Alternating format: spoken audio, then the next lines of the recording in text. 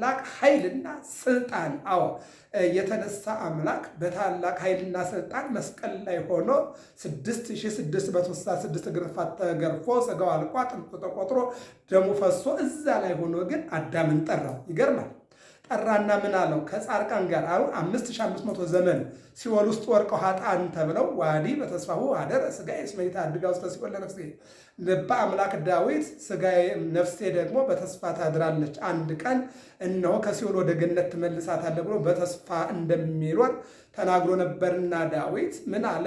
ምስለ ነፍሰ ጻድቃን መልካም ቢሰሩም መጥፎ ቢሰሩም ሁሉም ተጠቅለው ሲኦል ይገቡ ነበርና በመስቀል ላይ በተቆረሰው ስጋው በፈሰሰው ደሙ እነዚያን ሁሉ ጻድቃን አደረገና ምን አለ?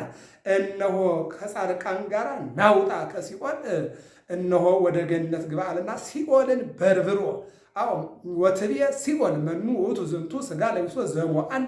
ሲኦልም ጮኸች፣ አንድም ሲኦል ተናገረች፣ አንድም ሲኦል እንዲህ አለች፣ ሥጋ ለብሶ መስቀል ላይ ተንጠልጥሎ ሥጋውን ቆርሶ ደሙን አፍሶ ጎኑ ተወቅቶ ግንባሩ፣ ደረቱ፣ እግሮቹ፣ እጆቹ ተቸንክረው በላዩ ላይ የሾህ አክሊል ደፍቶ ምራቅ ተተፍቶበት በዘንግ ጭንቅላቱን ተመቶ ፊቱና ፊቱ በጥፊ ተመቶ ቆስሎ ደቆ እንዳዚያ ሆኖ ግን ያሸነፈኝ ይህ ማን ነው ብላ ትናገራለች። ይህን ጥያቄ ሰይጣንም ተናግሯል። የሚመልስለት ቢያጣ ውእቱኬ ሰማያዊ ውእቱ፣ እሱማን ያላወቅኩም እንጂ ሰማያዊ አምላክ ነው ብሎ መልሶታል ማለት ነው። ይህን ነው የሚናገረው።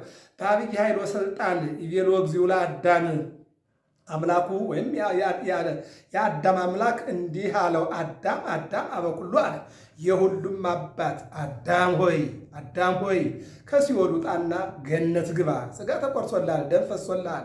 እነሆ ቅዱስ ጳውሎስ ይህን ይዞ ምን አለ? በዋጋ ተገዝታችኋል፣ የራሳችሁ አይደላችሁም። እነሆ ኢይነጽህ ደም እንበለ ደም እመይታጸብ በማይ። እነሆ ደም በውሃ ቢታጠብ አይጠራም፣ ደም የሚጠራው በደም ነው ብለው ሊቃውንቱ እንደተናገሩት የአዳም በደል መድኃኔዓለምን መስቀል ላይ እንዲንጠለጠል አድርጎ የተንጠለጠለው አምላክ ዓለምን አዳነ ነው። እንደሚታወቀው አዳም 5500 ዘመን በኋላ ዓርብ ሲኦልን በርብሮ ለነፍሱ ነፃነትን፣ እሑድ ደግሞ ሙስና መቃብርን እንደሚታወቀው አስተውሉ ምዕመናን፣ ዓለም ላይ ያላችሁ ኦርቶዶክሳውያን፣ ዓርብ መስቀል ላይ ተንጠልጥሎ ሲኦልን ከፍቶ ወደ ገነት መለሰ ነፍሳትን። እንደገና ደግሞ እሑድ ደግሞ ሙስና መቃብርን አጥፍቶ ትንሣኤውን እነሆ አሳይቷል ወይም መስርቷል። በመሆኑ ይህ ሁሉ ተስፋ የሚገርመው ነገር የተፈጸመ 5500 ዘመን በኋላ ስለሆነ ክርስቶስ ከተነሳ በአምስተኛው ቀን ወይም ዕለት አዳም ይባላል ማለት ነው። አዳም የሚባለው ነገ ሐሙስ እንግዲህ በዚያ በሕማማቱ ሕማማት የሚባለው ከእሑድ ከሰዓት በኋላ ያለው ስለሆነ ከእሑድ ከሰዓት በኋላ ያለችው አዳም ሐሙስ ክርስቶስ ተንሥአ እሙታን በዐቢይ ኃይል ወሥልጣን አሰሮ ለሰይጣን አግዓዞ ለአዳም ሰላም እምይእዜሰ ኮነ ፍስሐ ወሰላም። በስመ አብ ወወልድ ወመንፈስ ቅዱስ አሐዱ አምላክ አሜን። በዓለም ላይ የምትኖሩ ኦርቶዶክሳውያን የእግዚአብሔር ልጆች በእግዚአብሔር ቸርነት በድንግል ማርያም አማላጅነት በጻድቃን በሰማዕታት ተራዳኢነት ከትንሣኤው በኋላ አምስተኛው ዕለት ደርሰናል። አምስተኛው ቀን ሐሙስ ነው። ሐሙስ ነው የሚባለው። እንግዲህ እንደሚታወቀው ዕለታቱ በልሳነ ግዕዝ የተጠሩ ናቸው። ለምሳሌ እሑድ ስንል አሐደ አንድ አደረገ ከሚለው የተገኘ ነው። እሑድ ማለት አንደኛው ቀን ማለት ነው። ሰኑይ ስንል ሁለተኛው ቀን ማለት ነው። ሰሉስ ስንል ሦስተኛው ቀን ማለት ነው። ረቡዕ ስንል አራተኛው ቀን ማለታችን ነው። ሐሙስ ስንል አምስተኛው ቀን ማለታችን ነው። ይህ አምስተኛው ቀን ምን ይባላል? አዳም ይባላል። ባለፈው እንደተማማርነው እነዚህ ስያሜዎች አንደኛ በስም ደረጃ በበዓል ወይም ደግሞ በግለሰብ የሚጠሩ ሲሆኑ ወይም ደግሞ አንዳንድ ጊዜ ደግሞ ታሪካቸው አንዳንድ ጊዜ ከኋላ ያመጣሉ፣ አንዳንድ ጊዜ ደግሞ ከፊት ያመጣሉ። የዛሬው በዓል ደግሞ ከኋላ ያለውን ጠቅሎ ነው የሚያመጣው ማለት ነው። እና ምን ይባላል? አዳም ማለት አዳማሙስ ማለት ነው። ምን ማለት ነው? የአዳማሙስ በሌላ መልኩ በአዳም የተሰየመ 5500 ዘመንን የሚያስተምርና የሚያሳይ ታሪክ የሚነገርበት የሚያሳይ ቃል እግዚአብሔር የሚነገርበት ማለት ነው። እንግዲህ ዮም ፍስሐ ኮነ በሰንበተ ክርስቲያን እስመ ተንሥአ ክርስቶስ እሙታን አይቀየርም። እስከ ሳምንት ድረስ ያው በሰንበተ ክርስቲያን ጌታ በመንፈቀ ሌሊት በአብይ ኃይሎ ስልጣን በራሱ ኃይልና ስልጣን ስለተነሳ በቤተ ክርስቲያን ዛሬ ደስታ ሆነ እያልን መጠናል። እስመ ለዓለሙም ደግሞ ያው አንድ ነው፣ የሚቀየር ነገር የለም። ትንሣኤከ ለእለ አመነ ብርሃነ ከፈኑ ዲቤነ፣ ትንሣኤህን ለምናምን ለእኛ እነሆ ብርሃንህን ላክልን ወደኛ ነው የምንለው። ግን ዛሬ ደግሞ ተፈጥረ አዳም አበኩልነ ወሞተ፣ የሁላችን አባት አዳም እነሆ መጀመሪያ ወገብሮ እግዚአብሔር ለአቡነ አዳም እመሬተ ምድር ይላል። ቀራንዮ አንድ ጭብጥ አፈር ወስዶ ፈጠረው። በሰባተኛው ዓመት ወንድረ ሰባቱ ዓመት አለው አዳም ትእዛዝ እግዚአብሔር። በሰባት ዓመቱ በተፈጠረ በሰባት ዓመቱ ወደ ገነት በገባ አንድም ወደ ገነት በገቡ በሰባት ዓመታቸው ትእዛዝን ሻሩ፣ ሕግን ጣሱ። ምንድን ነው እሱ? በለስን አትብሉ ተብለው በለስን በሉ። ገነትን የሚያክል ቦታ እግዚአብሔርን የሚያክል ጌታ አጥቷል። ከዚህ ሰውረን መድኃኔዓለም ሰው እናቱን አጥቶ አባቱን አጥቶ ሀገሩን አጥቶ ሊኖር ይችላል። እግዚአብሔርን አጥቶ ግን መኖር አይቻልም። ሰው እነሆ ምግብ አጥቶ ገንዘብ አጥቶ መጠለያ አጥቶ እንደው ዝም ብሎ ሊኖር ይችላል። እግዚአብሔርን አጥቶ ግን መኖር ስለማይቻል እግዚአብሔርን ከማጣት እነሁላችንንም እግዚአብሔር ይሰውረን። ስለዚህ በሰባት ዓመቱ እግዚአብሔርን አጣ። ቅጣቱ ቀላል አይደለም። እንደ ሰው ሰውኛ 5500 ዘመን ተቀጣ ነው። እንግዲህ 5500 ዘመን ተቀጦ ኦሪት ዘፍጥረት ምዕራፍ 3 ቁጥር 9 ላይ በሐሙስ ዕለት ወበመንፈቃ ዕለት ትወለድ ሞለትከ የቅዱስ ጴጥሮስ ደቀ መዝሙር ቀለሚንጦስ እንደነገረን 5500 ዘመን ሲፈጸም ከሰማየ ሰማያት ወርጄ ከድንግል ተወልጄ አድንሃለሁ አለና ቃል ገባ። ይህን አምላካዊ ቃል 15 የቃል ነቢያት 16 የጽሑፍ ነቢያት እነሆ በድግምግሞች ተናግረውታል። ምንድን ነው የሚሉት? አምላክ ሰው እንደገና ደግሞ እመቤታችን ድንግል ማርያም ደግሞ አምላክን እንደምትወልድ ማለት ጸዋሬ ዜና ገብርኤል የተባለ መልአክ ዜናን የምስራችን ተሸክሞ እንደሚመጣ ያንን ዜና ደግሞ እመቤታችን ድንግል ማርያም ቃልን ተቀብላ ሰው አምላክ ሰው አምላክ ሆኖ በማኅፀኗ እንደሚጸነስና 9 ወር ከ5 ቀን የማኅፀን እንግዳ 33 ዓመት ከ3 ወር ከ10 ቀን የዓለም እንግዳ ሆኖ እንደሚኖር አበይት ነቢያት፣ ደቂቀ ነቢያት፣ የቃል ነቢያት፣ የጽሑፍ ነቢያት ተናግረዋል። ይሄ ተፈጸመና አምላክ ተወልዶ አምላክ አድጎ አምላክ ተጠምቆ አምላክ እየተዘዋወረ አስተምሮ በቀራንዮ ተሰቅሎ እነሆ በዕለተ ዓርብ በመስቀል ላይ ተንጠልጥሎ ሥጋውን ቆርሶ ደሙን አፍሶ ሲኦልን በርብሮ ገነትን ከፍቶ አዳምንና የአዳምን ልጆች ወደ ገነት አስገባየ ነው። እንግዲህ ከሲኦል ወጥቶ ወደ ገነት መግባት ዳግማዊ መፈጠር ብሎ ነው ቅዱስ ያሬድ ያመጣው። ተፈጥረ አዳም አባታችን አስቀድሞ ተፈጠረ ይልና በዚያ አስቀድሞ በተፈጠረበት ሕይወት ሕግን አጥፍቶ ወይም ደግሞ በድሎ ወይም ትእዛዝን ሽሮ ቢቀጣ ዳግማዊ አዳም መድኃኔዓለም በቀራንዮ ተንጠልጥሎ ተሰቅሎ አዳምን ወደ ቀደመ ክብሩ መለሰው የሚለውን ይተረጉማል። አበኩልነ ወሞተ ወንሕነኒ መዋትያን እስመ ክርስቶስ ተሰቅለ ወሐመ በእንቲአነ እስመ አባሉንህነ፣ ወገኖቹ እኛ ነን። ለእኛ ታመመ፣ ለእኛ ተሰቃየ፣ ለእኛ ቆሰለ፣ ለእኛ የሾህ አክሊል በላዩ ላይ ደፋ፣ ለእኛ ግንባሩን፣ ደረቱን፣ እግሮቹን፣ እጆቹን ተቸነከረ፣ ለእኛ ጎኑን ተወጋ። እኛ ሟቾች ሁነን ሳለ ለእኛ ሞተ። እነሆን ነቢዩ ኢሳይያስ ነሣ ደዌነ ወጾረ ሕማመነ፣ ለእኛ ሲል ሕማማችን ተሸከመ፣ ይልቁንም ደግሞ ስለኛ ተቀሰፈ፣ ተገረፈ፣ ተጨነቀ ይላል።